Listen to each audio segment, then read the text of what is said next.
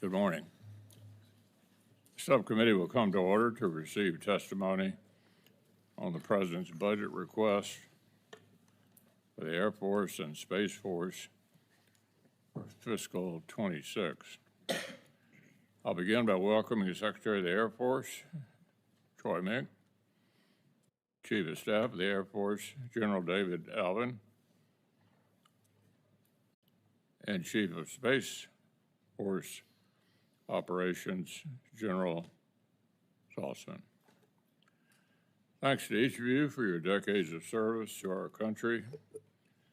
Thanks as well to the airmen and guardians that you all lead. This weekend's successful operations over Iran served as a reminder of the immense skill and professionalism of America's men and women in uniform. Pilots operating coolly in enemy airspace, dozens of aircraft and thousands of personnel helping to get them safely over their targets. Massively powerful ordnance delivered with the utmost precision, and all flights returning home safely. The way I see it, there are two key takeaways here. The first one is the value of allies and partners. Israel's magnificent military and intelligence operations created the strategic opportunity. In degrading Iran's air defenses, the Israelis demonstrated how highly competent allies act as force multipliers in the face of common threats. We ought to keep this in mind when we look at Europe and the Indo-Pacific as well. Allies and partners are going to be essential to any big fight, and we should not underestimate their value. Of course, at the end of the day, nobody in the world but the U.S. Air Force can do what you did this weekend. America's ability to project power globally is unparalleled. And that brings me to the second takeaway. Military primacy simply doesn't happen overnight. The most sophisticated military in world history is the product of trillions of dollars over decades. Sustaining this military force isn't cheap. Modernizing it to preserve our military edge is even more expensive. But if we value the lives of our service members, the unprecedented peace we've experienced since World War II, and the fruits of American-led international order, then it's worth every single penny and then some. America's most determined adversaries have studied the capabilities and the tactics of our military closely and have developed advanced radars, sensors, and long-range air defenses to counter precisely the strength that we showed last weekend. The PRC has been playing a long game to challenge American primacy. By contrast, in crucial ways, we've been taking our edge for granted. Chronic underfunding of the national defense has become a habit of consecutive administrations. Unfortunately, the budget we're here to discuss today is no exception. In fact, the President's request for fiscal 26 falls well short of meeting the requirements imposed by today's threat landscape. We simply will not keep pace with the pacing threat of China if we're not even willing to keep pace with inflation. The Air Force needs to modernize its bomber and fighter fleets. It needs new tankers and command and control aircraft. It also needs longer range and more sophisticated munitions, and it needs a lot of them. The Space Force needs advanced satellite technologies, resilient communication systems, and enhanced surveillance capabilities to deter aggression, ensure a freedom of maneuver, and to maintain uninterrupted space-based support to joint and allied forces back on planet Earth. And you can't do any of it with anemic-based budgets. You just can't.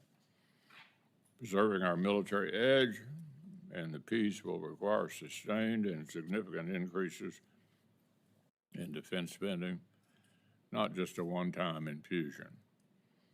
But it's not just the size of fiscal's 26 requests many of us are concerned about, it's also the structure of the request.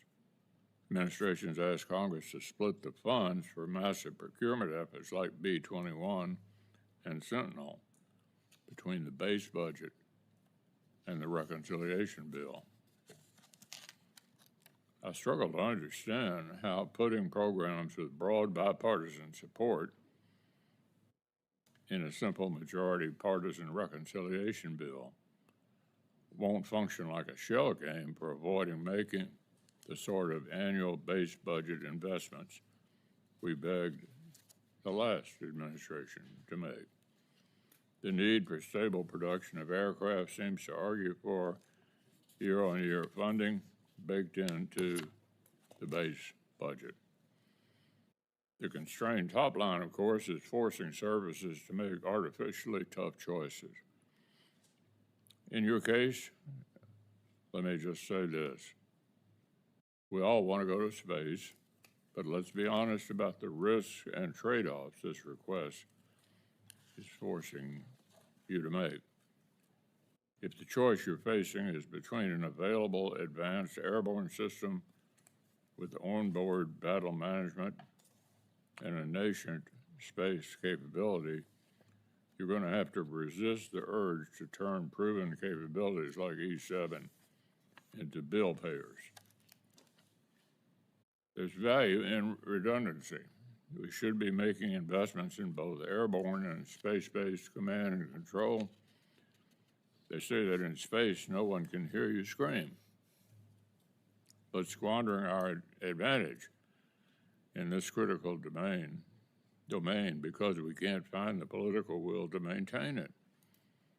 That would mean plenty of screaming here on Earth with devastating consequences for U.S. military operations on land, air, and sea. So I hope we'll also hear from you about how the Air Force is addressing munitions shortfalls, not just in the massive ordnance penetrators deployed this weekend to great effect, but across the entire spectrum of both offensive and defensive capabilities on which Air Force operations are built. I've been hoping to hear from each service how production challenges are being addressed, and the Air Force will be no exception.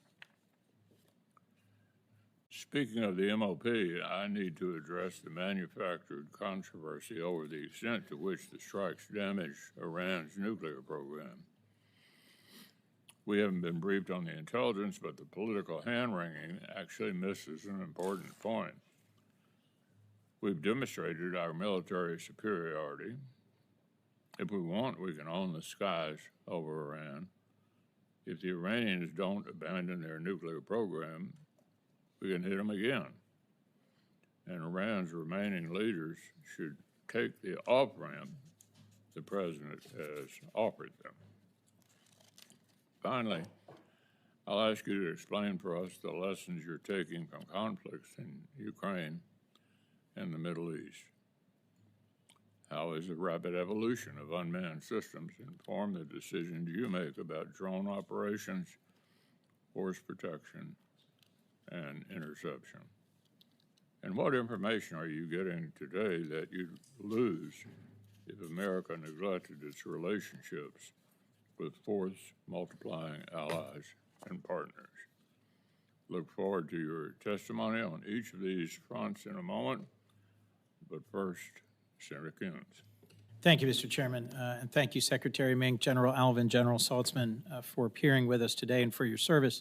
I am the senior senator from the state of Delaware, which hosts Dover Air Force Base, which is a critical part of our state, our history, and our community. And I'm looking forward to discussing how we can work together to support the Air Force and Space Force's critical missions and to support the brave airmen and guardians who sacrifice so much in service to our nation. Mr. Secretary, General Allvin, General Saltzman, I'll begin by saying my thoughts and prayers this weekend have been with the airmen at Al Udeid in Qatar and all other targeted personnel in CENTCOM, and to express my gratitude for those who serve and carry out missions on behalf of our nation. The Air Force has done a tremendous job of protecting our partners and the joint force in a turbulent region. And I'd also like to take this opportunity to remind all of us that our service members and civilians stationed in the region continue to put their lives on the line in the service of our national defense. I have just returned from the NATO summit, and I think it was a significant step forward for all 32 NATO allies to commit to a 10-year goal of 5% of GDP in investment for defense. But across all the conversations that my colleagues and I had with defense ministers, foreign ministers, heads of state, there was a consistent theme. Spending more money in and of itself will not achieve our shared goals. Spending it more wisely, coordinating better, delivering capabilities rather than just throwing more on the pile in Europe will be critical to our achieving shared goals of improved surveillance, improved resilience, better coordination, better communications, and better preparation for an increasingly dangerous world. On a recent bipartisan trip to the Philippines and Taiwan, very similar conversations. So you have critical missions in front of you. And just as the men and women of the Air Force and the Space Force show up day in and day out to do their jobs, I think we owe it to them to do the same. And for those of us here in the Senate to fulfill our constitutional duty to conduct thorough oversight of federal spending and of your strategic plans. Leaders across administrations have shared a consistent message with this subcommittee over the past few years. Future conflicts will be centrally waged in the air, information, and space domains, and we are not doing enough to keep up with the pace of the threats and the pace of the opportunity brought by innovation in the private sector. So as we meet today to consider your fiscal 2026 year request, I'm concerned this budget appears to lack sufficient detail and prioritizes some politically charged issues and fails to meaningfully address some of the enduring challenges past leaders have warned about. In this, I largely agree with what the chairman has just said. Just to give one example, the FY25 continuing resolution provided resources to procure 62 fighter aircraft, but your base budget request only includes enough for 24. The Department of the Air Force has moved $6 billion in crucial nuclear modernization spending for B-21 bomber and Sentinel programs to reconciliation spending, while also stating that these are no-fail missions. Since fiscal 22, Congress has provided significant needed increases to continue the E-7 program, which will provide critical airborne warning capabilities that our allies have already fielded. Your submitted budget zeroes this capability out. Looking at these, some might question if the Air Force is still interested in cutting-edge planes. The Space Force budget has similar hard choices. Fiscal year 25, continuing resolution enacted $18.6 billion for research and development spending for the Space Force, but the fiscal year 26 base request is only $15.5 billion. I'm very concerned by how this budget is prioritized overall and where you've decided to take on additional risk. We've heard witnesses across several of our hearings explain these risks by arguing one budget, two requests. And I'll agree with the chairman that putting critical base budget bipartisan priorities into reconciliation risks a long-term shell game. As I've observed before, budget reconciliation is a gamble that ties our national defense to whether Congress will support tax cuts for billionaires and cuts to health care. And I think it doesn't serve the long-term interests of the Department of the Air Force and the Space Force and our national defense. It rather raises questions for our allies and our adversaries about whether we are committed to these programs in the long term and erodes the certainty necessary for industry to make its critical and timely investments. Bluntly, all of this is before we get to the more partisan question of the Air Force spending hundreds of millions of dollars to retrofit a used Qatari jet as a vanity project for a president unhappy with the contract that he himself negotiated a few years ago. I think the president should take responsibility for managing this project more appropriately and his ego associated with it. but frankly, the Air Force is in the hard position of having to defend and explain its budget and priorities. So I hope today's discussion can demonstrate the Department of the Air Force has real challenges and real answers for it. I think the best way to deal with this is by rejecting political imperatives and thinking first about the security needs of the airmen and the guardians in the Middle East and Asia and Europe and here in the United States. As their elected leaders, we should be making decisions based on real threats and real needs and finding ways to solve those problems. I'm ready to do so with the chairman, members of this subcommittee, anyone willing to work with us in good faith to find a long-term solution to your pressing issues that contribute so centrally to our national security. Thank you again for your testimony today. I look forward to your responses, and I look forward to working with the chairman as we move forward. Thank you. Thank you, Senator Coons. Now I would like to invite each of our witnesses to make a brief opening statement, beginning with Secretary Meink, followed by General Allvin, and then General Saltzman. Go right ahead. Thank you. Chairman McConnell, Ranking Member Coons, Chair Collins, Vice Chair Murray, and distinguished members of the committee. General Allvin, General Saltzman, and I would like to thank you for the opportunity to testify on behalf of the Department of the Air Force concerning the FY26 budget request. The Department of the Air Force is at an inflection point. We are engaged in a fast-paced race for military superiority against a well-resourced strategic opponent. We simultaneously face personnel and platform challenges affecting our immediate readiness. We must also balance our requirement to generate readiness today with the requirements to deter our adversaries in the future and, if necessary, win decisively in conflict. The scope and severity of the threats to our homeland and our national interest are significant and increasing, and we now face one of the most dangerous security environments in our history. The Department of the Air Force has structured our long-term strategy around the belief that China is our pacing threat, and this reality directly affects the Department's fiscal priorities. Defending the homeland is the Department of the Air Force's top priority. We will do so by continuing to modernize our nuclear forces, especially through the Sentinel, B-21, Long-Range Standoff Weapons Program, as well as the nuclear command and control and communication that support these systems. We are also eager to support the President's Golden Dome for America, in which the Department of the Air Force will be a primary stakeholder. Our next priority is to deter China. While many other threats remain, as we have seen recently in the Middle East, we believe that focusing on China will posture us for success in any theater.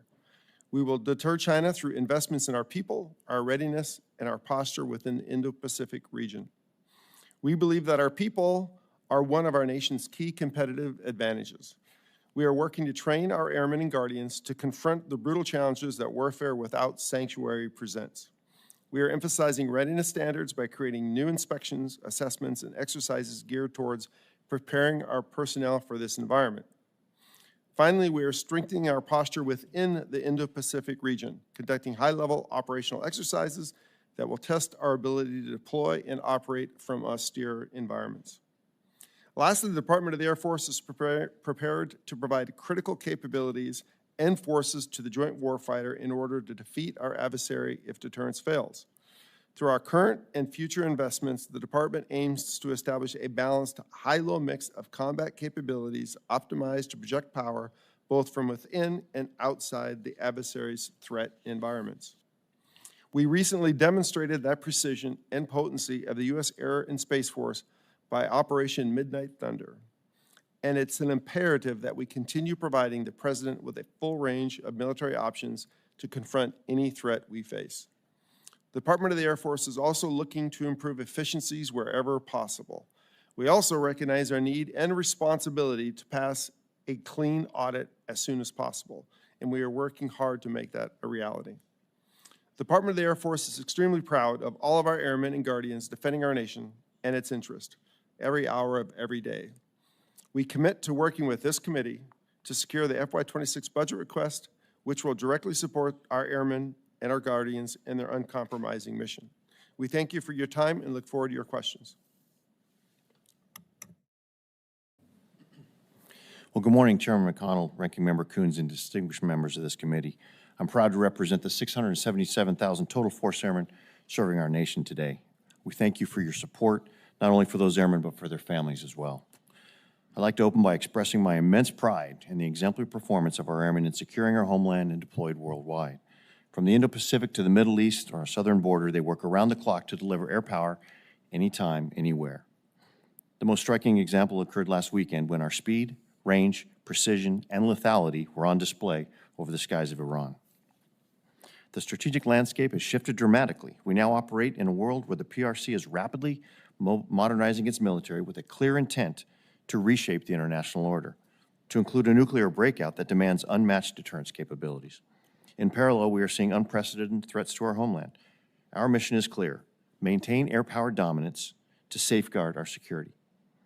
To achieve peace through strength, we must adapt and evolve. Our Air Force has three enduring priorities. First, we must defend the homeland. Air and missile threats are evolving, and the ability to detect, track, and defeat those threats in real time is foundational to our national defense and is non-negotiable. Simultaneously, the U.S. Air Force provides reliable, effective, and safe nuclear deterrent that is the backbone of strategic stability. These priorities are paramount, cannot fail, and must be given equal weight. Finally, we must project power globally, either independently or as part of a joint force, to rapidly respond anywhere to deter aggression and win. This is what makes our Air Force unique, and it is needed now more than ever. To achieve these priorities, we're asking for sustained support for modernization and the development of new capabilities. The FY26 budget request is designed to build a force aligned with today's operational realities. That means preserving current readiness and optimizing our force design to be tailored for contested environments, blending next-generation aircraft, autonomous systems, and resilient command and control. Our modernization efforts include the continued development of the F-47, the integration of collaborative combat aircraft, and we are also upgrading the F-35 and F-15. These platforms are critical to retaining the edge our warfighters need. Nuclear modernization remains top priority, with funding directed towards the Sentinel program, the B-21 Raider, and revitalizing the B-52 fleet. These systems will anchor our strategic deterrent for decades. Equally important is investment in our airmen. We are seeing record recruitment and have reached our annual targets with 3 months to spare. And we have as deep a bench now as we've seen in years.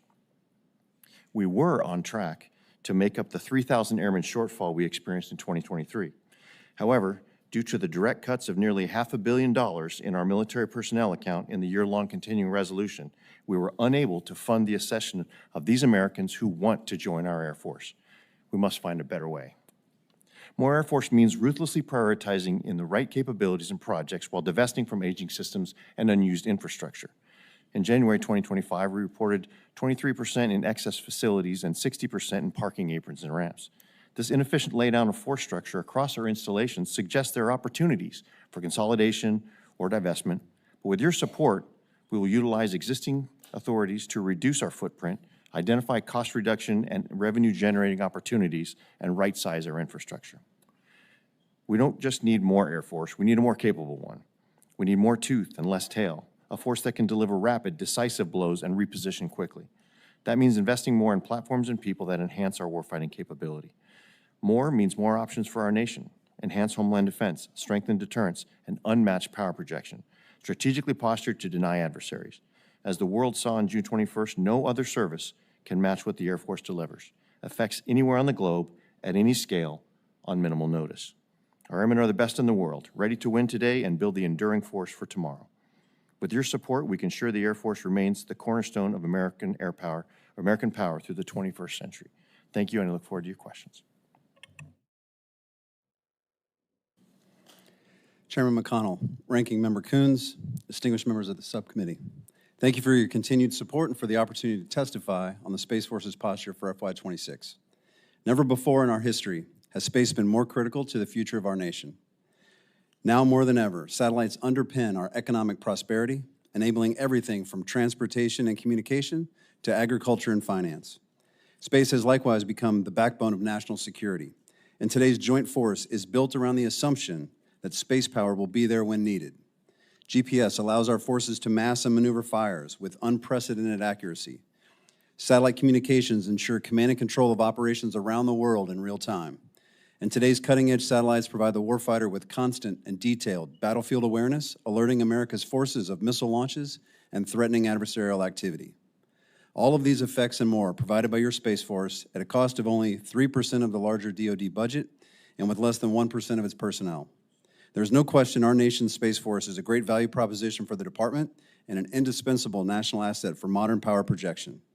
It is imperative that we match the dramatic rise in threats and increasing importance of space with resources to arm the Space Force effectively. The Space Force has been asked to accept new responsibilities and new missions. These new missions require new resources, or we will face tough choices between delayed readiness, reduced capacity, or unaddressed vulnerabilities. To illustrate my point, in the past 3 years, the Space Force has been asked to take on critical new missions like ground and air-moving target indications, adding new space control capabilities, advanced training requirements, and a threefold increase in launch tempo at our national spaceports. The most recent addition to our mission set is the space-based technology associated with Golden Dome program. These are not modernization efforts or shifts from legacy mission. They represent new requirements for missions that have never been accomplished by a military space organization. By FY26, we will have laid the foundational groundwork to continue these efforts in earnest. Our acquisition efforts are fully leveraging expanded authorities, enhanced contracting mechanisms, and new processes like the software acquisition pathway.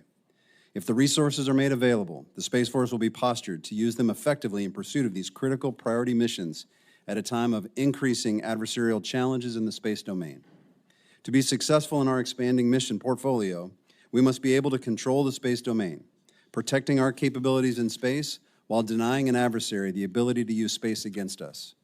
In pursuit of our critical missions, Space Force priorities have remained consistent. Build comprehensive domain awareness, deploy resilient mission architectures, and develop the capacity to hold an adversary's space assets at risk. To that end, we are developing cutting-edge sensors and networks to provide critical information to decision makers. We are bolstering our launch infrastructure and deployed proliferated constellations that are more resilient to attack. We are developing a host of innovative means to protect our satellites and network. And we are investing in robust counterspace systems to defeat space-enabled threats to our forces and to our homeland.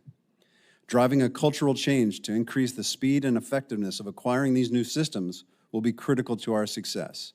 In fact, that is part of our Guardian DNA. Since improving acquisition was a driving force behind the creation of the Space Force from day one.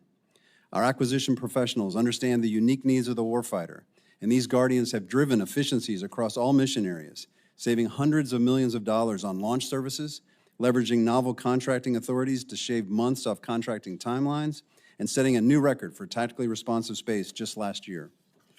All this while embracing a number of changes to our institutional culture to support improved acquisition, readiness, and sustainment, including standing up integrated units with sustainment and operations side by side, and establishing enhanced acquisition training at all levels to ensure a firm understanding of how acquisitions and operations combine to create combat-ready forces. We must institutionalize these early wins to ensure the complex ecosystem of acquisitions, budget, and requirements continues to rapidly produce the equipment our warfighters need to win in space. Today, with your support, our nation's Guardians are poised to ensure we maintain our national advantage in space. So again, thank you to the committee for providing the support to make these successes possible. And I thank you for the opportunity to highlight the tremendous work that our Guardians are doing to secure our nation's interests in, from, and to space. I look forward to your questions. Thank you, General. I'm a big fan of repetition. So I'll say again, I don't think we're budgeting enough for national defense. After delaying the inevitable for some time, the Air Force is now deep into modernizing 2 of the 3 legs of the nuclear triad. You're buying 6th-generation fighter aircraft. You're replacing an aging tanker fleet, which is must-pay bill if we want to keep projecting power globally. As I understand it, you're shelving a new early warning command and control aircraft, the E-7, in the hope that a space-based replacement will be ready in time, because you literally can't afford to do both on a shoestring budget. The Air Force also needs better, longer range munitions, and a lot more of them. After all, quantity has a quality of its own. The massive ordnance penetrator seems to have worked pretty well. I suspect you'd like a few more of them in inventory, but they aren't cheap and they aren't in the budget request. Space is important, and this subcommittee has supported efforts to build space domain awareness and control capabilities. But getting to space and operating there, certainly not cheap either. Reconciliation is said to make a down payment on Golden Dome investments, but the longer-term costs may run hundreds of billions of dollars. And don't get me started on operations and maintenance costs.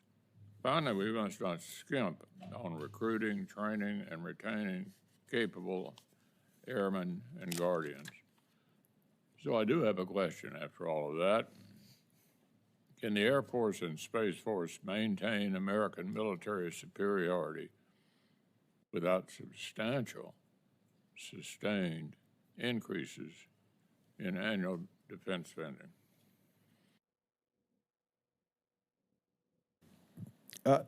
Senator, Mr. Chairman, I think when I came into the position, although I've been around the Air Force a long time, one of the things that surprised me was the level of modernization going on in pretty much every mission area, as you were pointing out. I think to be able to maintain that as well as maintain readiness, I hesitate to use the term, but the one budget, two bill, the total request from the Department of the Air Force perspective, we will need comparable top line going forward to do everything that we're being asked to do right now. Senator, I would clearly agree with Secretary of the Air Force that the new missions that are being asked of the Space Force to contest the domain of space, which has become a new warfighting domain, is going to require a new level of resources. And that means we are going to need more in order to accomplish the missions that we've been given. Mr. Chairman, I also align with the Secretary's comments. I would say that the challenge for the Air Force is quite a bit different from the Space Force in that we are also having a small and an aging force that we're still using very heavily. So it's the challenge of maintaining the readiness there as well as going on to the modernization. So the Secretary's point about whatever happens this year, if we get increased top line, to sustain that top line, to ensure we have a reliable, predictable modernization path, I think will be important. Well, we've had the Secretary, the Army, and the Navy up here recently, and I'm still confused about reconciliation. It was supposed to be an additive to make a one-time investment in capabilities or infrastructure for which we wouldn't otherwise be making annual appropriations. And yet I see B-21 bombers, the Sentinel ICBM, and nuclear-armed cruise missiles making their way into reconciliation. The administration even split the procurement and R&D funding from B-21s between the base and reconciliation. So can you explain in layman's terms to me, because my staff cannot, it looks like a shell game. Why are you not buying these capabilities in base? How much of what is in the reconciliation will have future annual appropriations costs in 27 and beyond? What happens if reconciliation doesn't pass?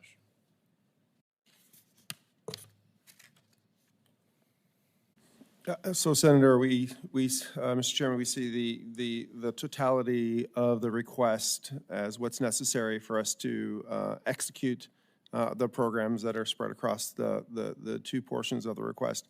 But yes, it's critical to get access to the resources captured in both bills or both requests.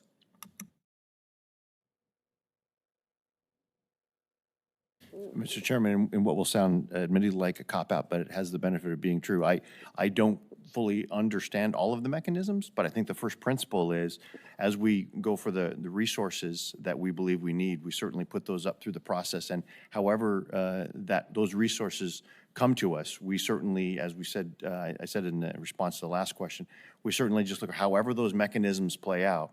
The need for a sustained top line to be able to continue our modernization and maintain readiness is going to be key, however that happens throughout the mechanism between the Department and Congress. And I would just double down on what General Allvin said, and that's that the total request does represent an increase in the resources that are required for us to perform those missions. And we're still sorting through how the execution details will play out and affect the request. Senator Coons. Thank you, Mr. Chairman. First, if I might, to follow up on the question of the chairman, many of us on this committee are concerned that the approach of the administration is full-year continuing resolution, reconciliation, and rescission to achieve their spending goals, which frankly would turn this committee into a shiny hood ornament for Congress and deprive us of our central role in setting and working closely with the administration and spending priorities. So for the record, if you could, Secretary Meink, General Allvin, General Saltzman, do you oppose a full-year continuing resolution for the Air Force and Space Force? This is the first year DOD has been operating under a CR, and in my view, it has significant harms and consequences and puts you into a budgeting box that leads to this shell game the chairman was talking about. Secretary Meink? Mr. Vice Chair, a CR, whether a partial CR or a full use CR, has been one of the biggest challenges that I've faced throughout my career. Getting a and not just the full year CR, but historically the partial year CRs, all those are very challenging. I have a bunch of other questions. If you could just get to a yes, it's bad, that'd be great. General? The continuing resolutions do limit our ability to be able to predict well into the future, and predictability and reliability is key. Agreed. General Saltzman? The limitations of a CR, first, it's less money. Second, it hurts the timelines with which we can present the capabilities that we know we need to. I think it makes it difficult for all of us to work together towards our shared objective about improving our national security. About F-35s, Secretary Meink, General Allvin, Senator Shaheen and I just returned from the NATO summit.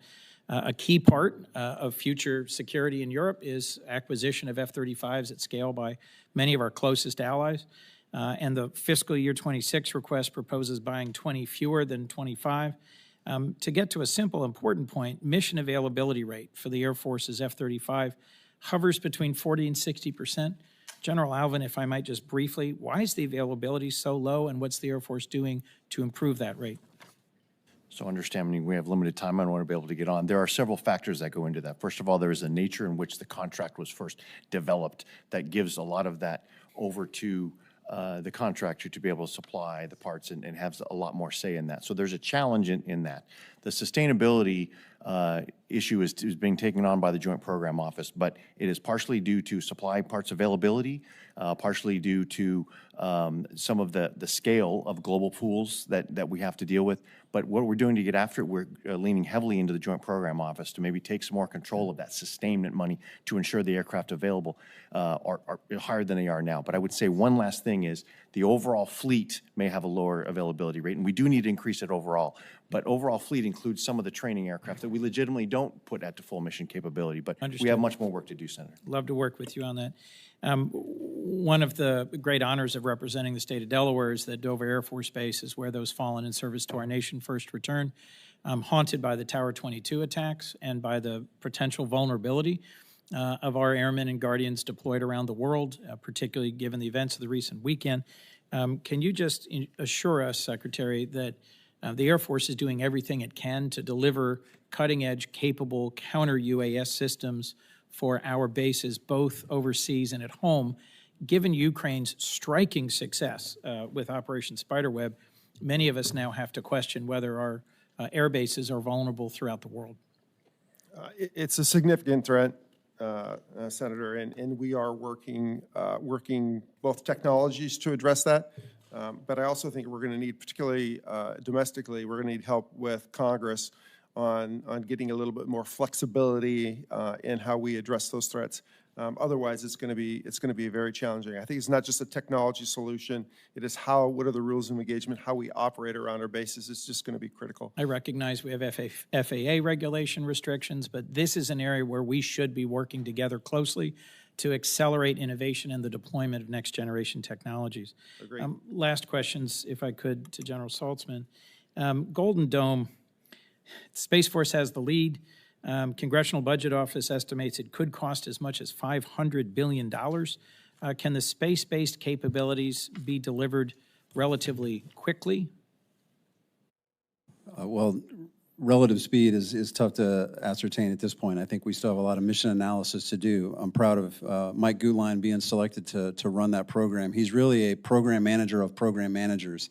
This will definitely need to be a system of systems approach, and that's what's going to extend the timelines, I think. But a demonstrated capability in the next 3 or 4 years is not unreasonable. Well, we are eagerly interested in details, but the president's proposal and frankly, the department as a whole have been very slow, even obstinate in providing details. And we need more clarity about this path forward. Last thing for you, if I might. In the FY26 budget, we learned DOD is halting the Space Development Agency's Tranche 3 transport layer. And that work, which has been going on for several years and had robust competition and open standards, has been replaced by something called MILNET, which is being sole sourced to SpaceX. No competition, no open architecture, no leveraging a dynamic space ecosystem. This is a massive and important contract. Secretary Meink, doesn't handing this to SpaceX make us dependent on their proprietary technology and avoid the very positive benefits of competition and open architecture? So I can let General Saltzman talk to the details, but Tranche 2 is still funded in the budget submission, including the transport layer. So we're looking forward to delivery of that system over the next handful of years. As we go forward, a MILNET, the term, should not be taken as just a system. How we field that going forward into the future is something that's still under consideration, and we will look at the acquisition of that. Well, I'm out of time, but I would deeply appreciate a classified briefing, General Saltzman, on exactly where this is going and why this particular decision was made. Thank you, Mr. Chairman. Senator Moran, followed by Senator Murray and Senator Bozeman. Chairman, thank you. Gentlemen, thank you for your presence and for your service. I want to visit first about the B-21. STRATCOM Commander General Cotton recently stated that the Air Force's plan to acquire 100 aircraft is insufficient and that 145 aircraft are necessary to meet global requirements. Either General Allvin or Secretary Meink explain the importance of this investment. What plans does the Air Force have to accelerate the production of this aircraft to increase the number in the fleet? Well, thank you, Senator Ryan. This is the B-21 Raider certainly is cutting edge. It is absolutely necessary to maintain our dominance in the future. The program of record of a minimum of 100 is what General Cotton was referring to. Having mass is also extremely important. And so as we look at the minimum of 100, we will continue to evaluate how many need to be at the time of production to make sure that they're meeting the need. And if there is an increased number, we'll certainly address that. With respect to acceleration, I think this is one of those where we certainly need to continue to look at it. We have bought down a lot of risk in the design. We have bought down a lot of risk in the development. We're currently buying down risk in the test. This is also an aircraft that is manufactured differently. And so we want to ensure that before we accelerate, we don't want to be overly zealous without fully understanding what it might mean to accelerate beyond a certain production rate. So that is something we are intensely looking at from not only an affordability point of view, but also a feasibility point of view to ensure that we don't go too fast. But it is very, very promising, and it's a significant capability for our Air Force. Thank you. I was there at this unveiling in Palmdale. It was quite an experience. General Allvin, the 177th Information Warfare Aggressor Squadron trains U.S. Air Force, joint, and allied personnel in replicating current and emerging cyber threats as a red team, cyber red team, testing military networks. I'm concerned about the impact of cuts to the Office of the Director of Operations and Test Evaluation on the scope and services of red team missions. Are you aware of these cuts, and what's your thoughts on how it might affect active duty, guard, et cetera, both inside and outside the cyber domain? So, Senator, we are certainly aware that those deliberations are ongoing for those cuts. We are going to evaluate what, if any, impact there are to the actual operational effectiveness of the red teams, because they do provide a critical capability to learn before combat where your vulnerabilities might be. So we will be addressing that and looking very closely if there are any impacts and how we might mitigate those going forward. In today's threats of cyber, these red teams seem exceptionally valuable and important to the country. And highly skilled. They're absolutely amazing airmen. I'm supportive of the efforts to replace the E4B Survivable Airborne Operations Center Wichita's NIAR is supporting, that's the National Institute of Aviation Research at Wichita State University, is supporting this capability by digitally twinning 747-8, allowing the Air Force to own the technical data package for the SAOC aircraft. Secretary Meink, could you highlight the importance of this program's continued full funding and the value to the Air Force owning the data rights to new and legacy programs? Yeah, obviously, it's a critical part of our nuclear control architecture. As General Allvin spoke before, some of the challenges with the F-35 is the government does not own all the technical data associated with that aircraft. That is something we do not want to have happen again. So we are working our way through to acquire that technical data one way or another. In this case, as you're referring to, pulling the airplane apart and basically rebuilding the data package. That has value, Mr. Secretary. It's challenging, but it has a lot of value. The Air Force recently discovered systemic issues with the B-1's aircraft backbone, detrimental to the bomber fleet.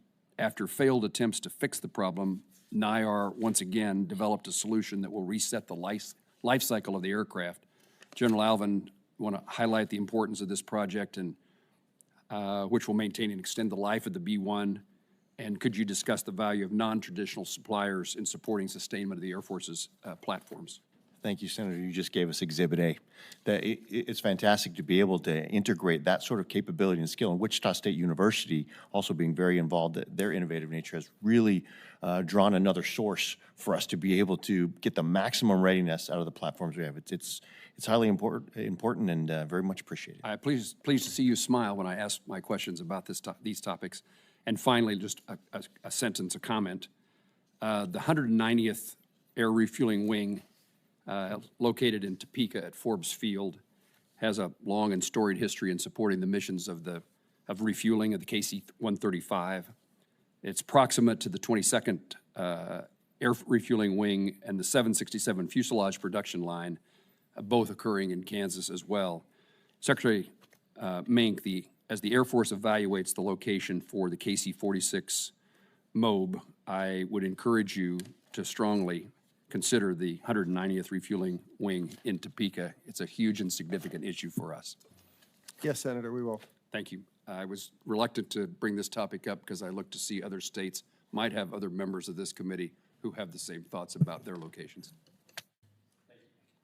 Senator Murray and then Senator Bozeman. Thank you, Mr. Chairman, and yes, they do. Now, before I get to my questions, I do just want to say that I really appreciate the sacrifice of our service members and military families, and I know everyone on this dais feels the way, especially in the Air Force. As you know, Washington is home to the Fairchild Air Force Base, so we thank everyone. Mr. Secretary, as I'm sure you are aware, as a former KC-135 navigator yourself, our Air Force currently does not have the refueling capacity it needs to sustain operations in important strategic theaters. Fairchild Air Force Base in my home state of Washington is home to one of the Air Force's largest air refueling wings, and its proximity to the Arctic and the Indo-Pacific makes it a very key strategic launching point. Now, the existing KC-46A contract only has a few years remaining. When does the Air Force plan to award the next tanker production contract?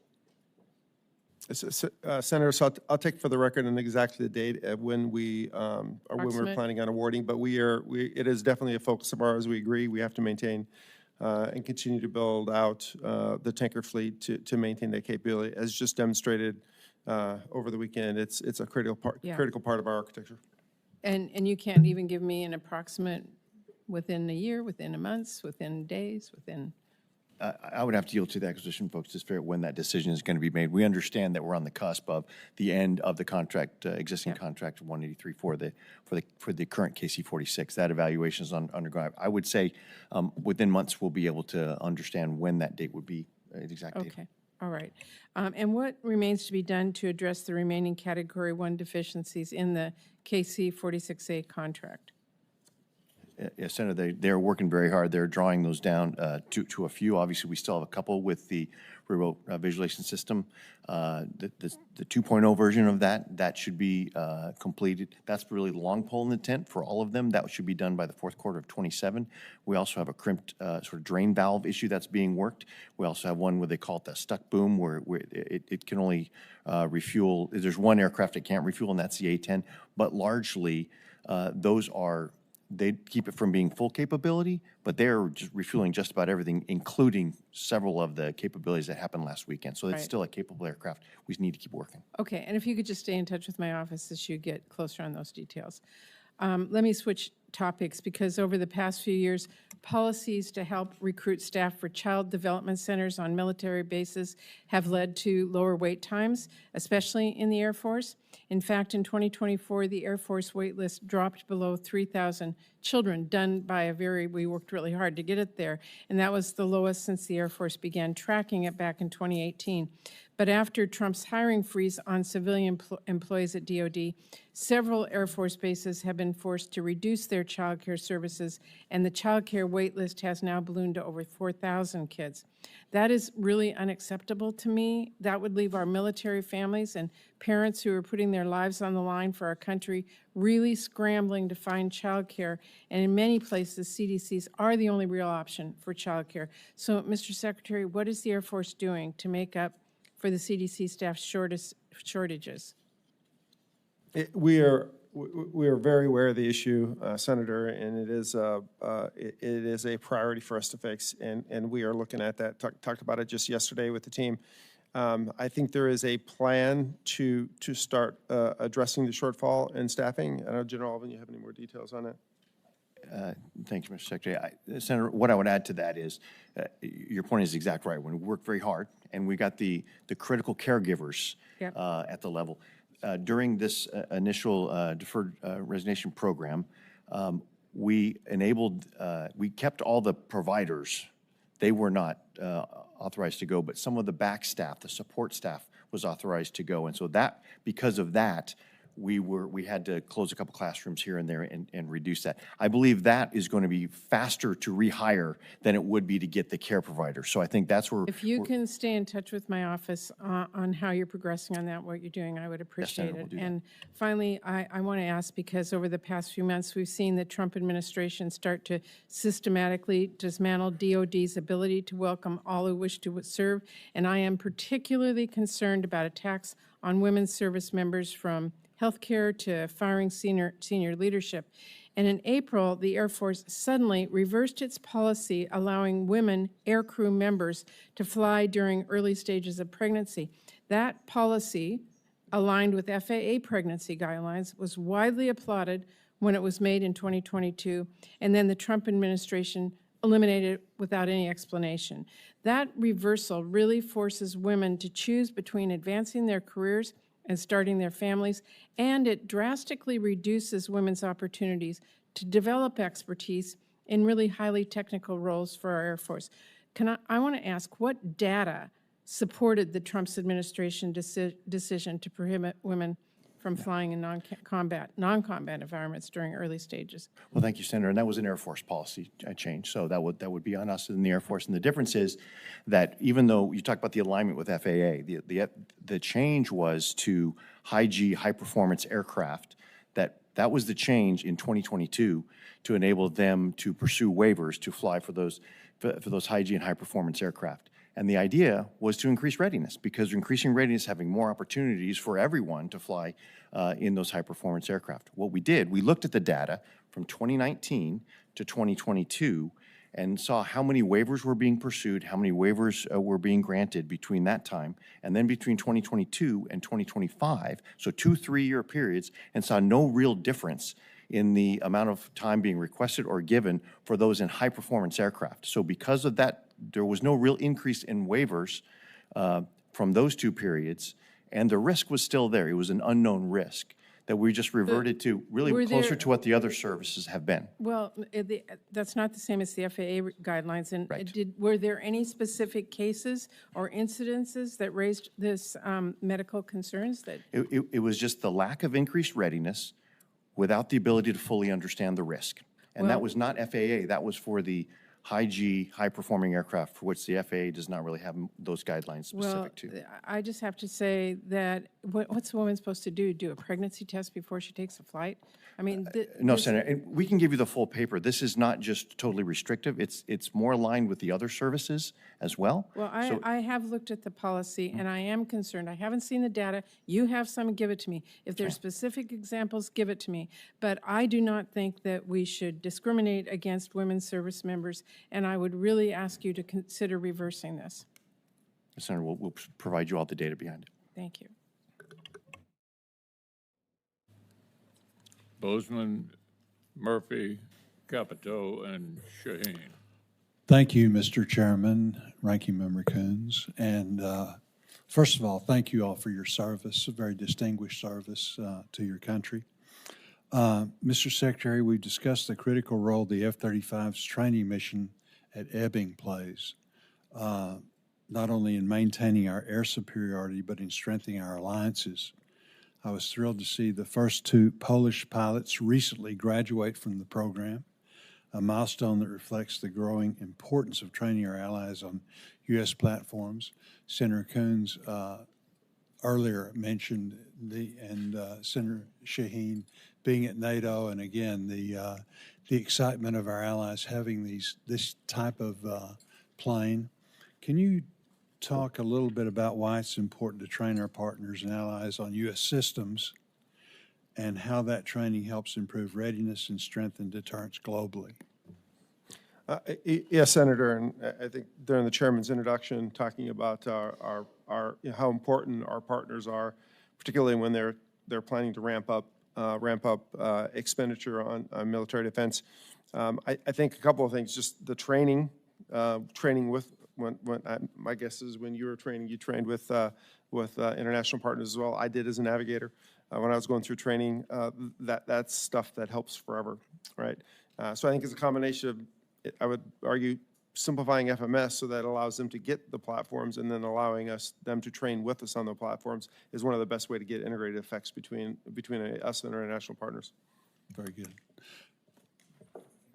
Did you have something? I would just add that we, on the Air Force side, we're very cognizant of if those delays occur, that we continue to have dialogue with the nations to ensure that we sort of feather in the training to where there's not a gap or there's not sort of a glut of training all at one time, so we can smooth flow that. Because again, if we're selling them the best equipment, you want them to be trained by the best, so we want to be able to do that at Ebbing. That's right. And really the only problem is they want them yesterday, you know. General Allvin, can you speak to how the deployable combat wing construct fits into the Air Force's broader force design and readiness goals? Earlier this year, the Air Force announced that Little Rock Air Base and 4 other installations were selected as the first tranche of the deployable combat wing initiative. Can you talk a little bit about that and what that means? Absolutely, Senator. It was brought up a couple times here about the increased threat that our airmen are under when they're deployed overseas.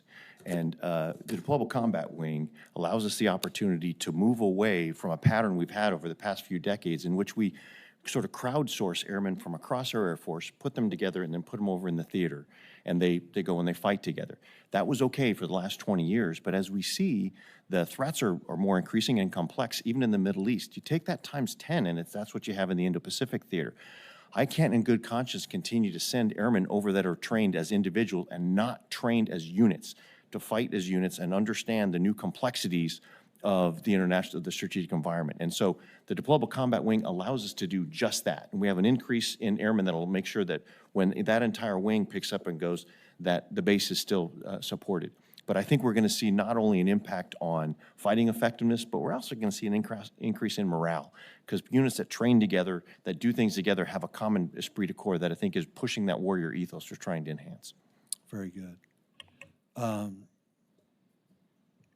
not going to have you all comment about it because several have already asked you to comment about it, the continuing resolution, the importance of that, of us doing our work and you all helping us in doing that work so that we can get you a reliable source of income so that you can plan.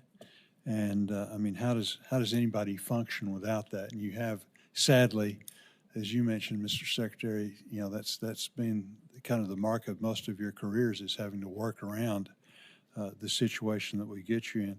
Also, and again, you've already gone into detail about it.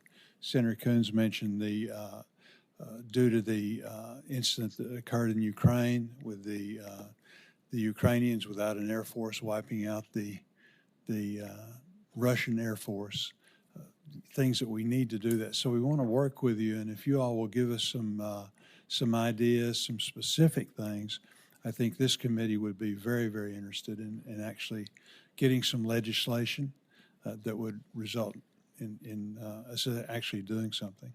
Happy to do that, Senator. And as I mentioned before, we're working on some suggestions to bring forward to you. Hopefully we can get that to you fairly soon. Well, thank you, Mr. Chairman. Thank you, guys. Senator Murphy, Senator Capito, Senator Sheehan. Thank you very much, Mr. Chairman. Thank you all for being here today and for your service. I wanted to spend my time trying to dig into the details of our Air Force One program. If the facts are as I understand it, this looks like one of the bigger wastes of money inside your budget, but it also presents some real ethical and moral problems, I think, for this committee. So, Mr. Secretary, if I can just sort of understand what's happening here, because obviously the facts have been changing pretty quickly over the last 5 months. We obviously have this very big $4 billion contract with Boeing, and they are building 2 planes to replace the current Air Force One. You testified in the House earlier that you believe those planes are on track to be ready by 2028. Is that still your estimate? Senator, we are looking at whether or not we can accelerate the delivery to 28. That was not where it originally was. We are looking to move that forward. And what's your understanding of the transfer of the Qatari jet? When Secretary Hegseth was before this committee, he said that the MOU had not been signed, but there's also been public reporting that we're in possession of the airplane. Senator, I can't speak to the details of where the MOU is in its process. I would say is the Air Force's Department of Air Force's position to take possession of that airplane and execute the required modifications to allow it to act as an interim aircraft until we get the B-25s or the 25Bs. We're happy to discuss actually the details of that, but we'll have to do it at a higher classification. And I understand the details of these agreements are classified, but whether or not they exist, I do not think need to be classified. So do you have a contract yet for the retrofit of the Qatari plane? We have, I'm not sure if we actually have finally signed the contract, but we have discussed it with a contractor. We are in position, or we are in a position to execute that once we take possession of the aircraft. I don't know, General, if you know the actual state of the contract. We're positioned to start executing as soon as you take possession of the aircraft, though. You've testified that may be in the neighborhood of $400 million. That sounds just quite honestly wildly rosy to me. From what I understand from folks who do this kind of work, that could ultimately be a contract closer to $1 billion. But confirm what the number you think is, and when do you think the retrofit would be done? So this is my comment earlier, is that the specifics of those numbers, what those numbers mean, relate to the actual specific modifications and what we're doing with the aircraft, and that needs to be done at a higher classification. And what's the date you think that retrofit would be done? Expect it'll take us just short of a year. Just short of a year. So you don't have the contract yet. The work's going to take a year. That sounds like this plane is going to be ready sometime at the end of 2026, and then you've got a plane. You got the Boeing planes ready a year later. So we're going to spend somewhere between $400 million and $1 billion to get a bridge plane that only lasts 1 year or 1.5 years. So, Senator, we are positioned to deliver the aircraft a year after we take possession. Again, the 25B date is 28, probably at the earliest. So it would be more than a year, Senator. And your understanding is that this plane, when the Boeings are ready, will go to President Trump's personal possession? I couldn't speak to that, Senator. can you commit that they will not ultimately end up in President Trump's personal possession? So Senator, I couldn't speak to that. I'm fairly certain that's not in my authority. Well, but isn't that relevant to the committee? Isn't it relevant as to whether we want to spend $400 million to $1 billion? If the plane only is in the U.S. possession for a year and then it becomes President Trump's personal possession, that doesn't sound like a great use of my taxpayer dollars. Isn't that a really important, relevant question? Wouldn't that matter to you? Well, Senator, I can just speak what I've been asked to do and what we signed up to do, which is, you know, the current 25 is challenged from a readiness perspective, very challenged. It's a very old aircraft. The 25Bs are going to show up later than we'd initially hoped for, and I've been asked to modify this aircraft as soon as we get possession of it, and we are positioned to do that. Thank you, Mr. Chairman. Senator Capito, and then Senator Shaheen. Thank you, Mr. Chairman. Thank the three of you and all those who serve with you and for all of us. I appreciate it. I wanted to say my colleagues have been talking about the Air Force bases in their relative states. Well, I'm going to say there's not one in West Virginia. But we do have some great units, airlift wings, the 130th and the 167th that have been called on numerous times throughout the years of my service. And I'm very grateful to them and grateful for the role that they play. So before I start the main question, I wanted to ask you, General Allvin, in your opening statement, you mentioned something when you mentioned the number 3,000 people who want to be in the service but cannot because of the continuing resolution. How does that, there's not enough fund to onboard them? Is that, so what do you do here? Well, we had the resources and we had the successful, thanks to the recruiters really working hard, we had the opportunity to be able to assess 3,000 more. And we were on course to do that. But when we got the continuing resolution in the middle of the year, and part of that was also unusual for a continuing resolution in that this continuing resolution also had a mark. That mark was specifically against the MilPERS account. So to be able to onboard additional, we would have had to have MilPERS to be able to pay them so we wouldn't go anti-deficient. So because we didn't have the resources, because that was pulled, we then back lowered our goal to meeting what we had at the beginning of the year. So we had the opportunity to get those 3,000 back, and we had planned to until the continuing resolution yanked the money.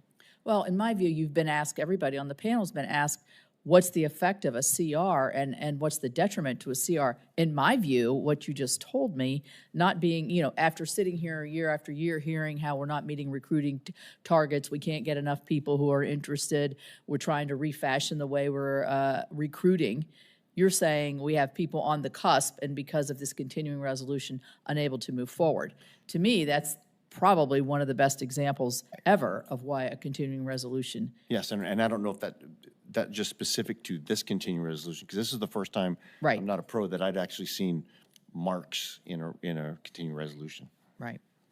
Well, let me ask you about operation that we just did last week. I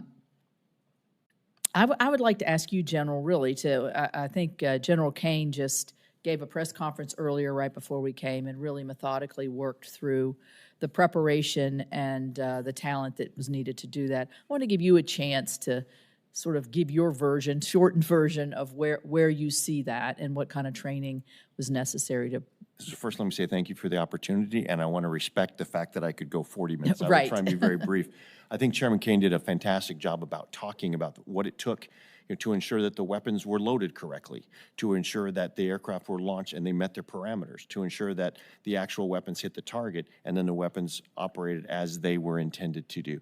The other part is I would imagine how many people involved in all of this, from the people who imagined the bomb, who designed it, who developed it, who tested it. There's a lot of success to go around here, to all that entire tanker bridge that brought them there and back. I think every one of those people, one of those airmen that was a part of that mission, they may not have fully understand the geostrategic impact it had, but they knew that was their job to do. And they knew that the mission depended on them, but they weren't the only one doing the mission. So I know those B-2 pilots were pretty glad they got the gas when they needed the gas, et cetera, et cetera. So this was a fantastic success, but I want to steal what Mr. Chairman said as his opening, military primacy does not happen overnight. Right. This is one of those that we're so proud of all of the work we put in ahead of time. And this manifestation is another, it's another demonstration that the Air Force makes the ridiculously complex look routine, but that doesn't come without effort. So thank you for letting me expound on that. Well, thank you for that. And just to move quickly to the GBU 57 that was used, the bunker buster, do we have in the budget a replacement for these? I mean, how many were actually used? I don't know if that's classified The piece use of isn't, information. how many, we did use 14 on this.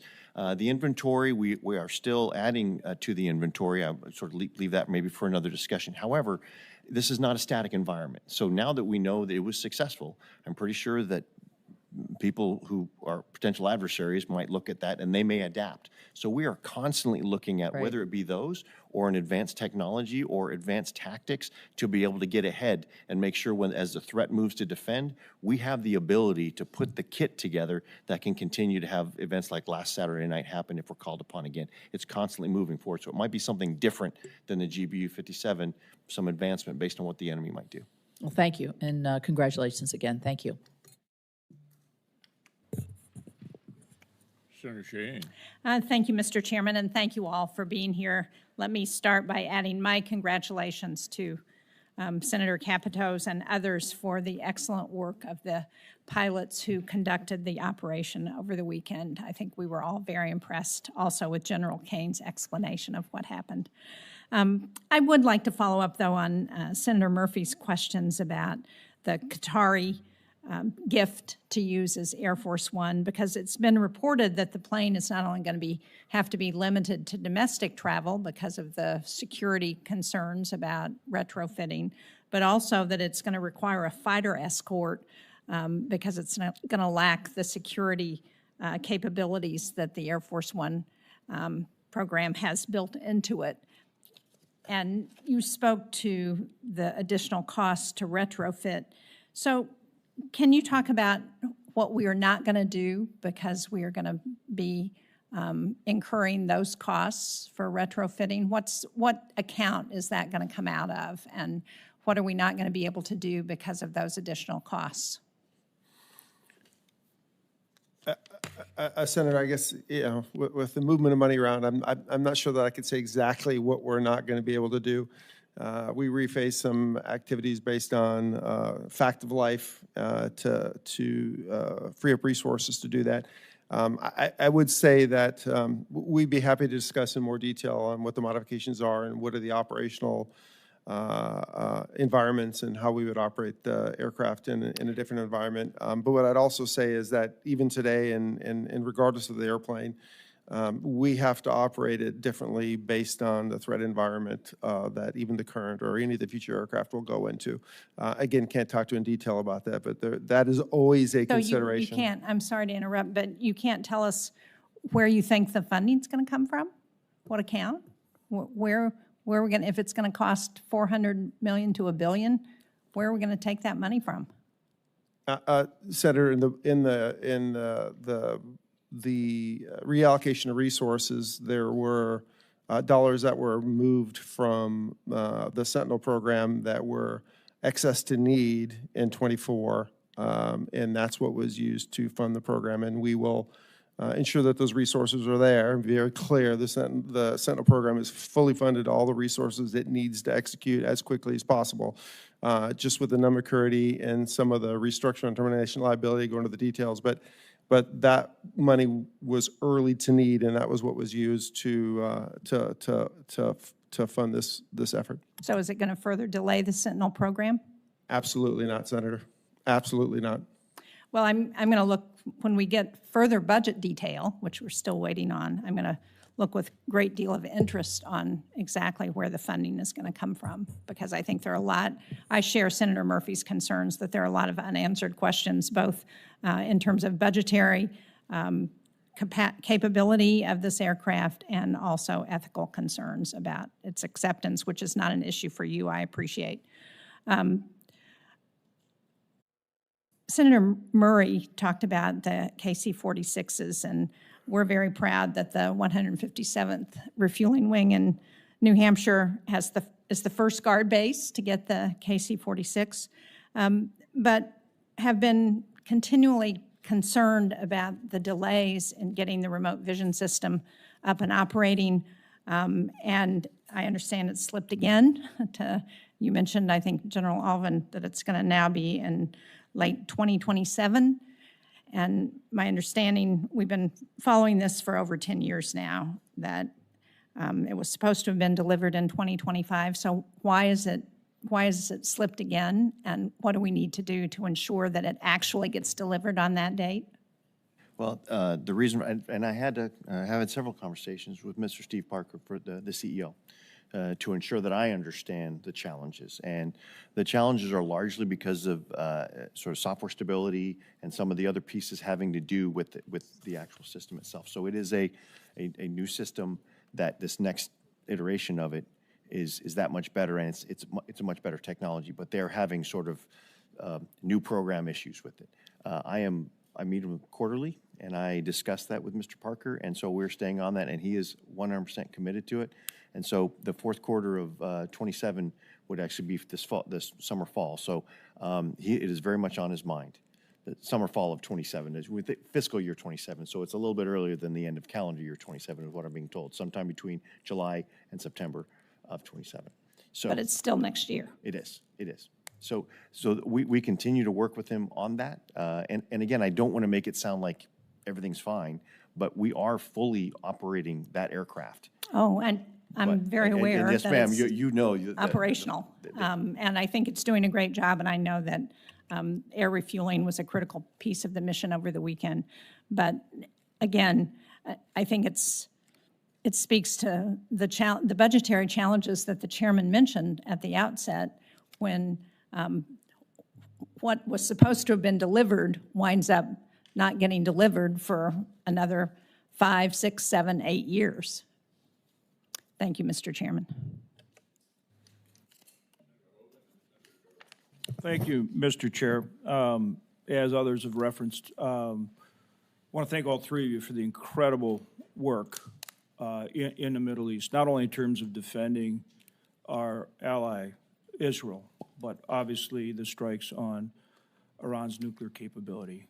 It is impossible to overstate the importance of what you did and the incredible skill with which you did it. And we can never take that for granted. It was absolutely unbelievable. And thank you to all of you and all of the men and women in uniform who executed it and continue to execute those missions across all services.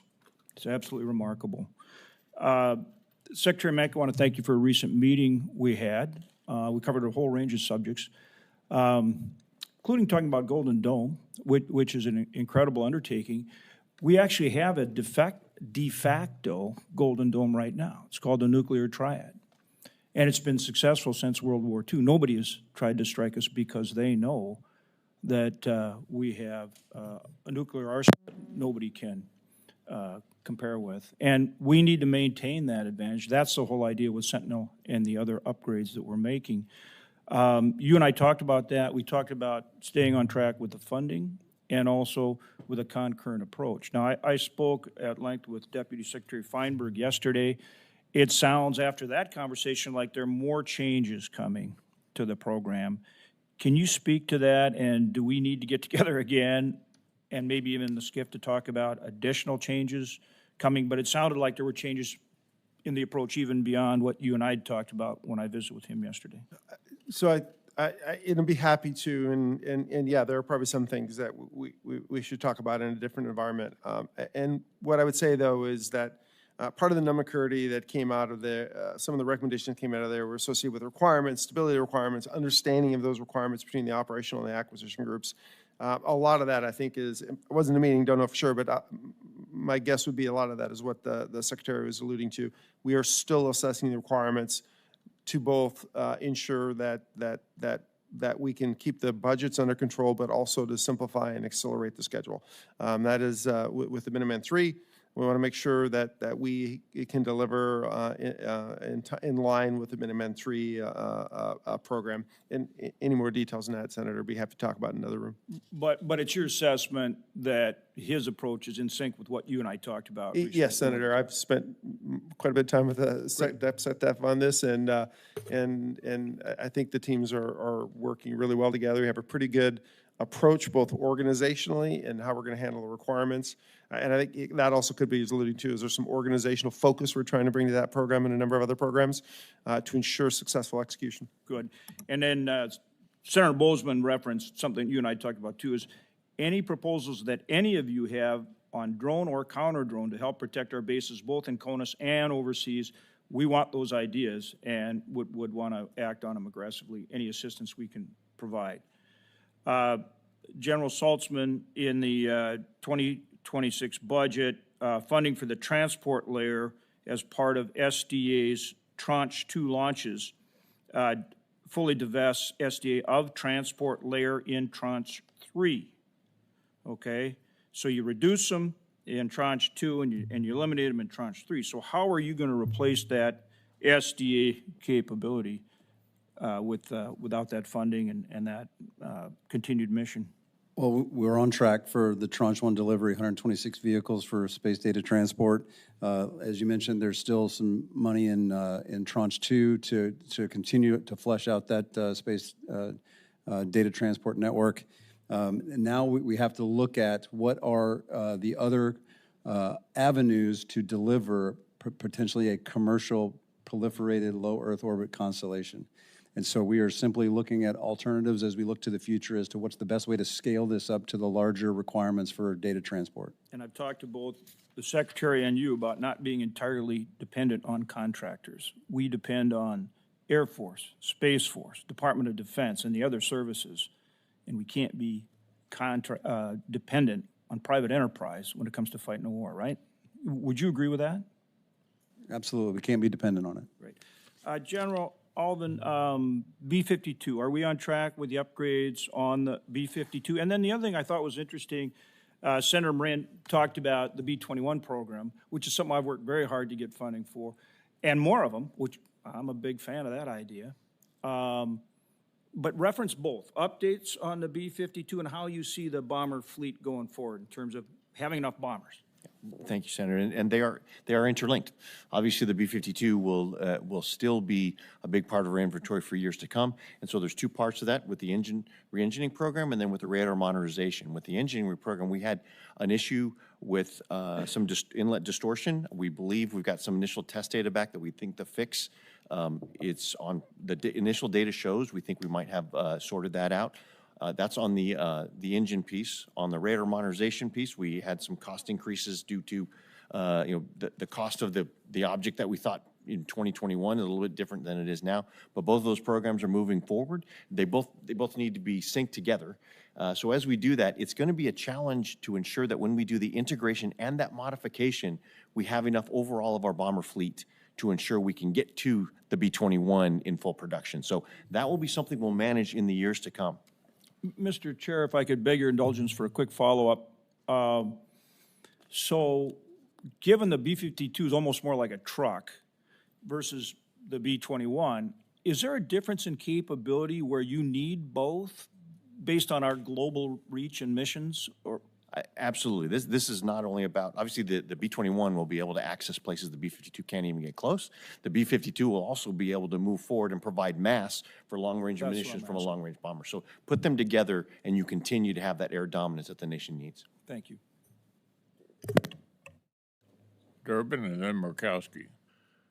Thank you, Mr. Chairman. I want to join the dual chorus of thanking all of you in uniform and those who participated in the operations last weekend, and to your families for supporting your decision to serve our country in such an extraordinary way.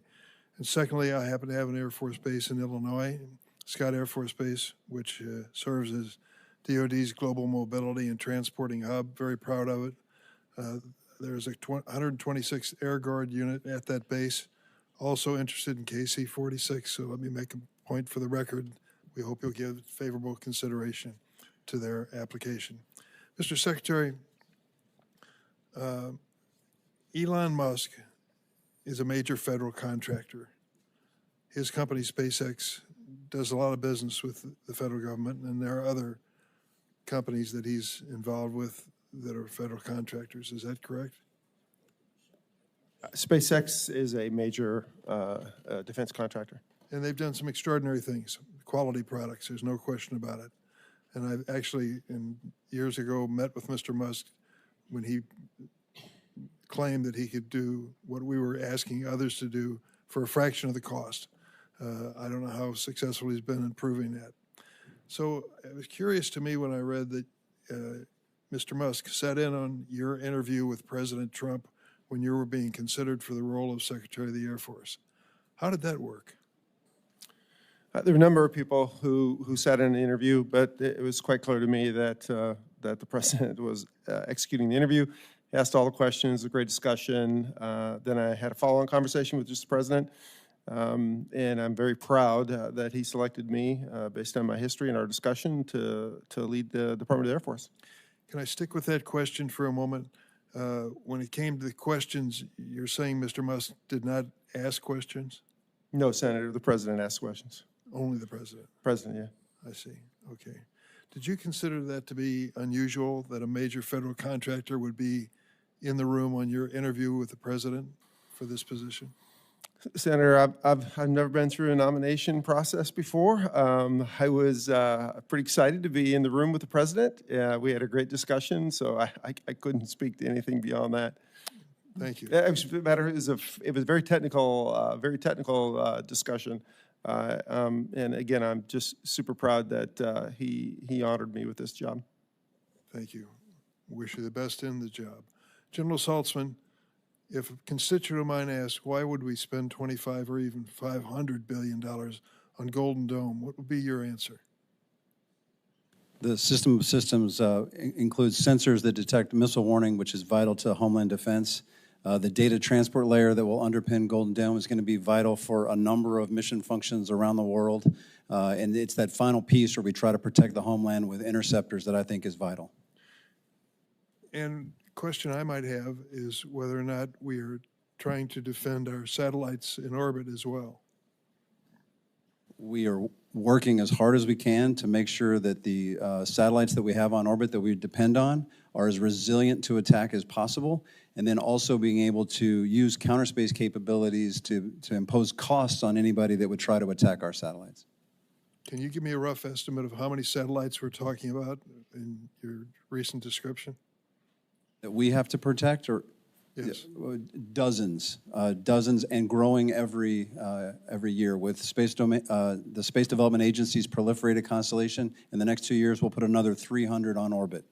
And so there's a growing number of satellites that we have to protect. And could you identify some basic missions that those satellites are performing on a regular basis? Nuclear command and control through satellite communications, missile warning. The GPS constellation not only provides precision navigation and timing, but it also, that timing signal is key to economic and financial infrastructure as well as the internet that you use. That's a big deal. It's a big deal. So what about our adversaries, China, Russia? My biggest concern is that the kill web that we call it, that the PRC has put in place, allows them to track and target at great range the rest of the joint force in all the other domains. They've put a very capable ISR web together on orbit, and if we're going to protect the joint force, we have to be able to mitigate the effects that they're generating by that constellation. Is that what the Golden Dome is all about? Well, Golden Dome is more about homeland defense. I have to protect the joint force from space-enabled attack worldwide. What do we characterize that defense by name? Space superiority. That's pretty obvious. That's good. I like that. Thank you very much. Thank you, Mr. Chairman. Senator McCoskey. Thank you, Mr. Chairman. Gentlemen, thank you for being here today. Thank you for your leadership and just deep appreciation for the extraordinary professionalism that we see out of our Air Force, all of our military, as we saw things executed literally before our eyes over the weekend. So just thank you for that. I want to ask a little bit this morning about the E7 and the termination, the 26 budget request seeking to terminate this acquisition program that's slated to replace the E3 Sentries. You've heard me before talk about the need, certainly up in the north. We just haven't heard in my view, sufficient justification for the cancellation of such a critical program. We hear all the time how the E3 fleet is barely operational, it's kind of limping along. I do understand, I've had the conversation about the intent to shift towards space-based AMTI, supposedly by 2027, and then using the Navy's E2 as a stopgap. I'm told that the E2 can't match the E7's capabilities. And then when it comes to the AMTI, we heard from General Gutlein.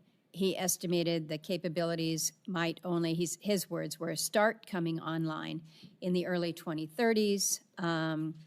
General Allvin, you have underscored previously to me the E7's superior role over the E3. And then General Saltzman, in prior comments, you've agreed that space offers advantages but isn't optimized for the full military spectrum and have advocated for basically a mixed capabilities approach. So, General Allvin, can you detail for us any concerns that you may have on the gaps terminating the E7 program presents? Well, Senator, I think you appropriately characterized the challenges that we're having with the E3, and I will acknowledge that the E7 is a far superior aircraft in its capabilities to the E3. I think as we look at multiple phenomenologies, as we discussed multiple domains, that fell into the realm of difficult decisions that were made by the Department of Defense, and we'll have to look forward in the future on how we would stitch together those and ensure that we would mitigate any gap based on the Do you resource worry, decisions. though, about the fact, I mean, stitching together to fill the gaps, if it works, but we don't want to be operating off of a wing and a prayer here. Are you comfortable with the fact that we'll be able to stitch these gaps? Well, Senator, we'll certainly work as hard as we can on that. We will look to that and look at the ability and how fast the phenomenologies from the other domains will come on, and we will deal with these hard decisions that will have to be made by the Department of Defense. General Saltzman, can you speak to that just in terms of when you might expect the delivery of the space-based AMTI? Well, we're already evaluating data to include our own kind of government-based evaluations of the data, as well as what some of the vendors are telling us the data looks like. It's promising. And then you have to put together the right contract vehicle to launch the satellites in a time and place. So I think by the end of the decade, you will start to see capability delivering data. I won't say that that's accomplishing the mission by 29. I think General Gutlein's assessment that this is an early 30s delivery of a real capability is not too far off. Yeah. Just recognizing the very tenuous situation that we are in right now and the need truly for speed on all of this. We get that, but we've got to be honest. If we're going to be facing some gaps that are going to allow for a level of exposure, we're talking about spending a lot of money on a lot of different initiatives that are quite significant. But we've got to have the ability to go from A to B before we go from A to Z here. I want to ask you a question, Mr. Secretary, and this relates to the micro-reactor pilot. Finally, after way too many years here, we've got another notice of intent to award for the Eielson micro-reactor project. It's good news. It's long overdue. We all get that. I know that the initial goal was to have this demonstration reactor operational by 2027. Every time I've asked, I get well, we're on schedule. Well, you can't be on schedule if you haven't even had a notice of award yet. So can you give me what you believe is a more realistic deployment schedule? And hopefully that the department has a strategy for scaling the microreactor deployment beyond Eielson. I think this is going to be absolutely key for us to meet our energy needs, whether it's in Eielson or ADAC or wherever in the world you may be. I agree, Senator. This is going to be a critical capability in many locations that we have to operate in, that local power just is not available or not reliable or expensive, or we impart challenges on the local communities when we do come in. So I agree 100% with you. I have to, I'm a little bit at a loss because I was under the impression that we had actually had announced that we'd made a selection and that we had awarded a contract. I will get back to you on the specific details of that contract, but we are still looking at 27. The contractor's just spinning up. We're still getting some of the specific details, but we are still looking at a 27. But I will get back to you, Senator, if there's anything. Can you get back to me with more accuracy to that? Because we're told that it has issued, the Air Force has issued another notice of intent to award for the project, and again, that it's still 2027. Yeah, I'll get you the specifics of where the contract state is, but I believe it's still 2027. Okay, I'm thinking this is still wishing a prayer, but I want you to stick with that 2027 date. I'm probably not going to bet a week's salary on that, Senator. But we have a lot of the contractor. We have a lot of confidence in the approach, and we are. The important thing is we're off to the races now, and we're moving out. I look forward to a follow-on. Thank you, Mr. Chairman. Senator Graham. Thank you, Mr. Chairman. Thank you all, the Air Force and Space Force. Looking forward for you writing history. You'll make history. To our airmen out there, men and women, you really shine brightly. So please pass that on. The best Air Force in the world and the best Space Force in the world, too. I don't even know if anybody else has one, but we'll still be the best. So let's talk about money. Do we need a supplemental, given the level of intensity of engagement in the last year or two, providing weapons to Israel, dropping bombs ourselves? Would a supplemental help, Mr. Secretary? So I believe at this point, with the total requests between the reconciliation and the base, we'll meet our demands. But if I see different, I'll be the first one to advocate for additional resources. Okay. What about you, General? What do you think? Well, Senator, I'm in the different position of saying Yeah. if there's money to be No, had, I I'll mean, take but it all we you're- can. But I am fully. No, I know you work for the Secretary, and that's what it should be. I mean, in terms of the inventory out there, how do we stand? We have been expending resources both on our own defense of our own platforms and to support our allies and partners. And so we do constantly. It is a challenge. It's a challenge we take on readily. What I want to do is just not, entice China or anybody else to say now's the time to jump. So let's look at that. I think definitely we need to do one for Israel, Mr. Chairman, a supplemental. And I'd like to, Mr. Secretary, if we ever get to that point, you can give us some input about what you need. You'd be glad to do that, I'm sure. Yes, Senator, I will. And let's say for some reason we didn't pass the reconciliation bill, that would be a real blow to your plans, right? That would be a massive blow to our bit. plans. So to anybody watching out there, this $150 billion in the reconciliation bill doesn't get talked about a lot, but it's the difference between making it or not making it in the short term here. You need the money and you need it yesterday. A little bit about the strike itself.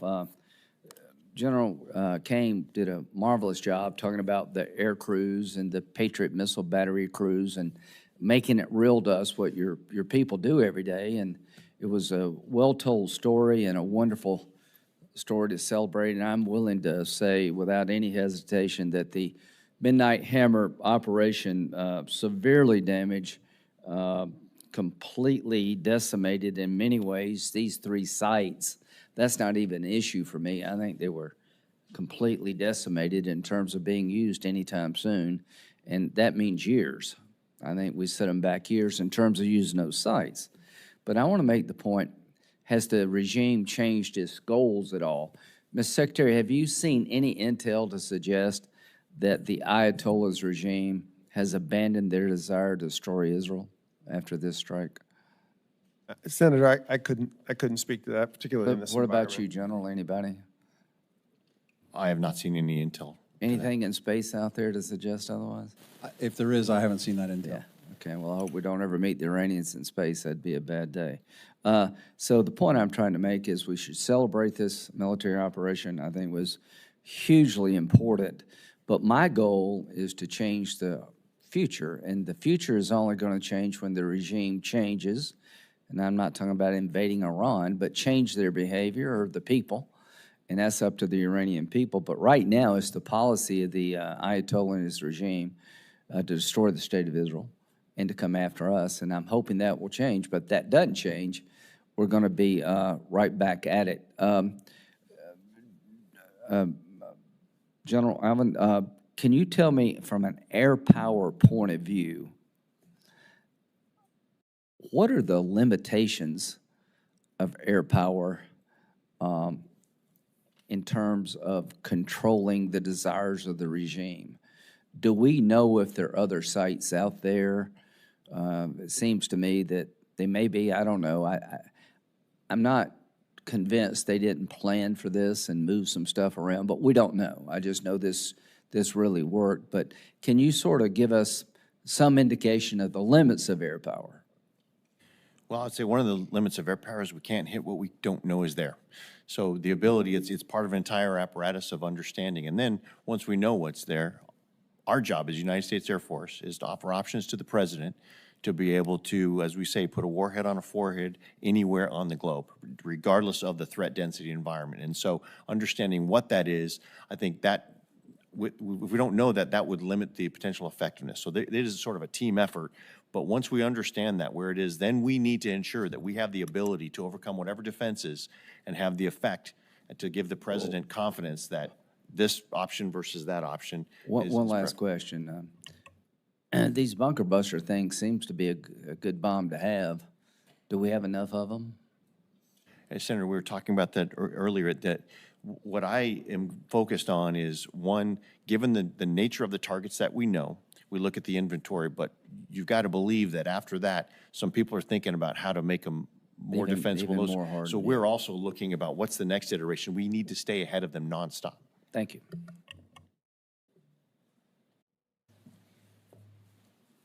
I'm going to address my last question to the pride of Bowling Green, Kentucky, General Saltzman. Obviously, here on Earth, we've seen our adversaries working more and more together. Are you seeing that in space? And if so, I'd be interested in your thoughts about that.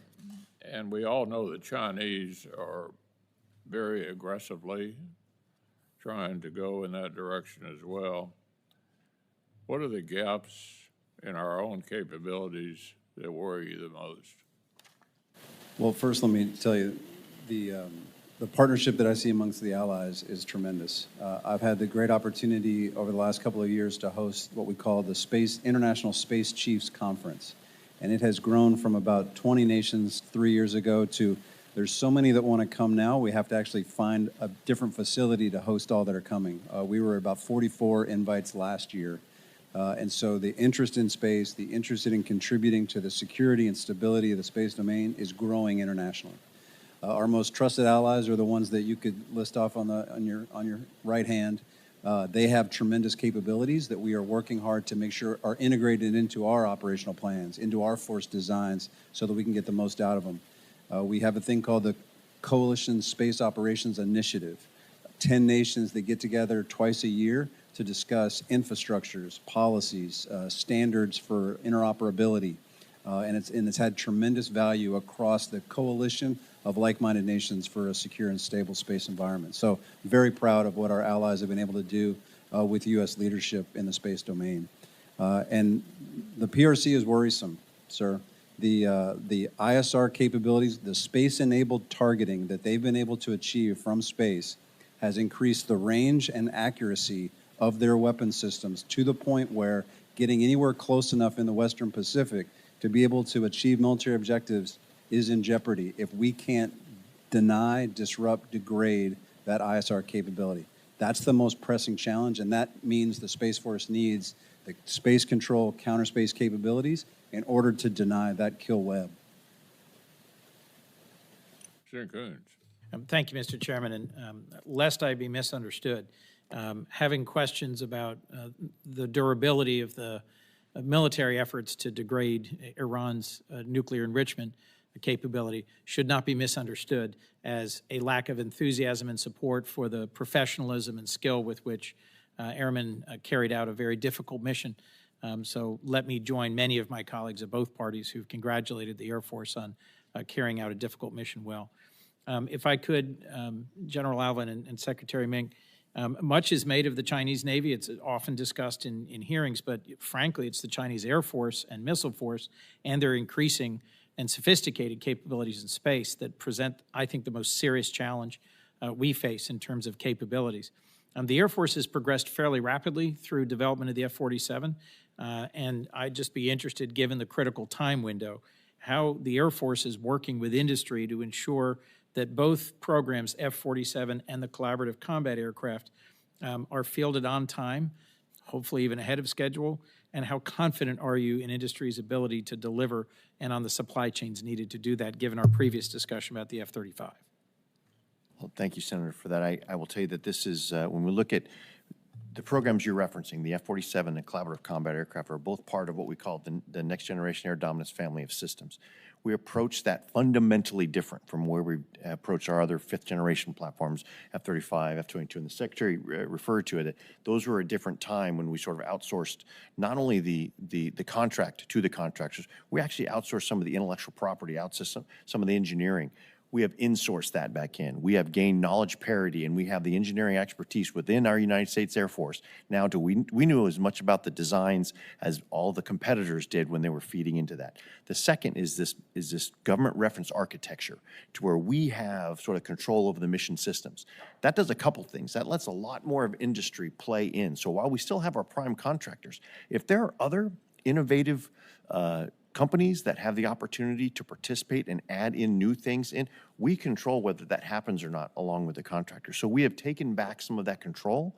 So there's more agility in the way that we can leverage those mission systems and move the program at the pace that we desire rather than the contractor. And I think that is fundamentally how we're going to start doing all of our acquisitions, gaining more of that control back to ensure that the government has more flexibility in the way that it moves the programs forward. And Secretary, you've been doing this for much longer than me, so your thoughts?